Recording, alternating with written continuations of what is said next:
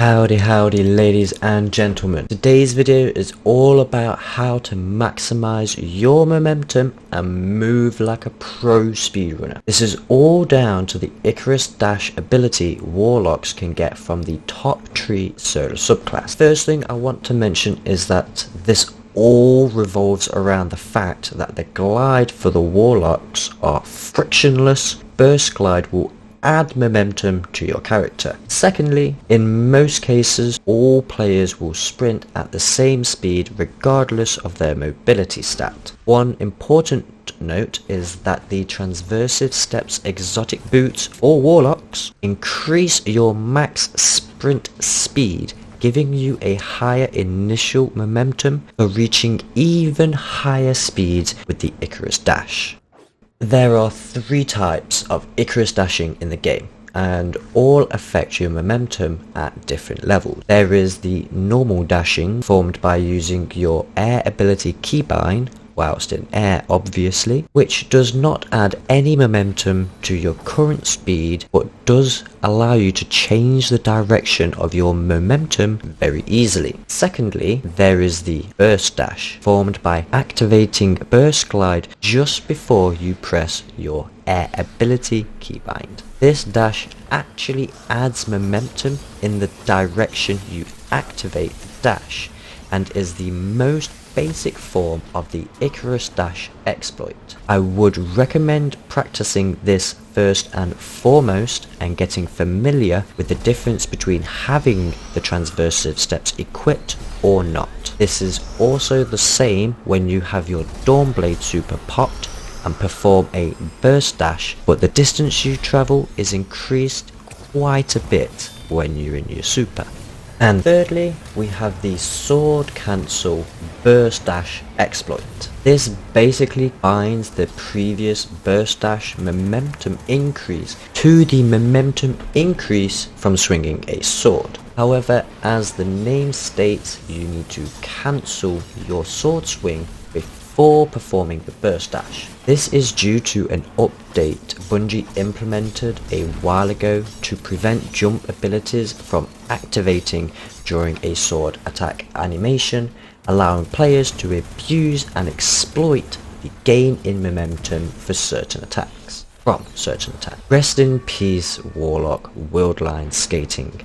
You were fun while it lasted, quite some time I may add, and just a reminder that you get two dashes, so you can double burst dash, but it is a bit finicky to do with the sword cancel. That is unless you are on PC and decide to macro it, but word of caution that the speedrun community and probably most of the speedrun communities for Destiny ban the use of macros due to console players not being able to make or use macros legitimately. Now, a massive tip and probably something that may not be known to many people or realise, and that is, for those of you that own a controller with paddles, you can still perform these dashes with just as much ease as a mouse and keyboard player. The trick is to set up one of the paddles on the back to be able to perform the same action as the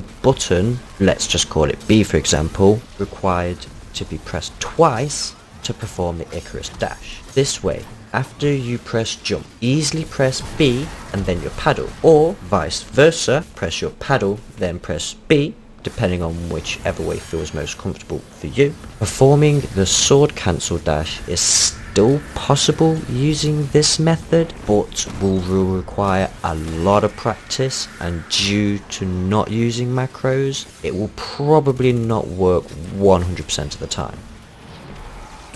So now that I've explained how each of the dashes are performed and work, it's time to show you how it affects your momentum, and to showcase this, I will be using the long strip underneath the spawn area of the Leviathan raid. Sorry to anybody playing from Beyond Light and onwards and has no idea what the Leviathan raid is, as it has been put into the Destiny content vault, but it may return at some point.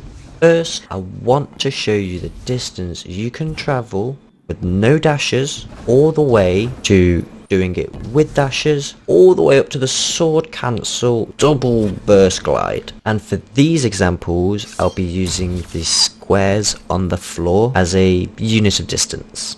So we're always going to be jumping at the same spot, which is this mark on the floor. And we're going to start off with just the normal jump and see how far we get. So as you can see, we get almost 2 squares. It's like 1 3/4 squares. So next we'll show you with a single dash. The single dash adds on basically a whole square, like a jump. So then we'll do 2 dashes, and we should see we add 2 squares on. And it has added the 2 squares on, as you can see in the footage. So the next we'll be showing you a burst dash. And for this one, as you can see, we instantly clear the double dash with just a single burst dash. So we don't even need to count. I will now show you the double burst dash. And as you can see, we can now start counting pillars at this point. That's how far we've traveled. We don't need to count the squares. So now we have the sword cancel burst dash. And we do it as a double burst dash because you will always want to. And as you can see, we got up to the 3rd pillar. So we were smashing it again. This time I want to show you how long it takes to just run from one side to the other, and so then we can show you the momentum gain by doing each of the different methods.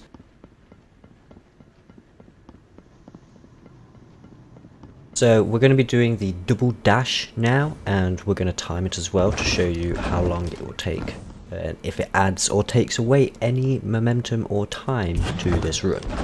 And obviously I'm recording this without a timer on the screen, so it will all be afterwards. This is now with double burst dash, and we're not jumping at the end and running till the cool dash finishes, to just show how much momentum you can gain in this next bit here, where we jump at the end and continue having that momentum from the double burst dash. So the next one is the sword cancel burst dash. And for this one, as you can see, we're going to jump straight away to prove that, well, not to prove, but to showcase how much momentum that you can keep after you perform these different dashes. And just one more final example of using the sword cancel burst dash and the momentum you can keep by jumping as soon as you hit. So I hope you all have found this video helpful or informative. If you haven't already, then how about hitting that subscribe button and help me help you more. If you want to show extra support or just want to leave your opinion, then you can always give me a thumbs up or thumbs down, and or leave me a comment down below. You can also catch me streaming over on Twitch, and I will leave that link in the description down below as well. If you want to get all this and all my notifications about my live streams and my videos, you get it all in one place, and how about joining my Discord server and make it an awesome place to be. So thank you all for your viewership, and as always, safe, keep well, and I'll catch you laters.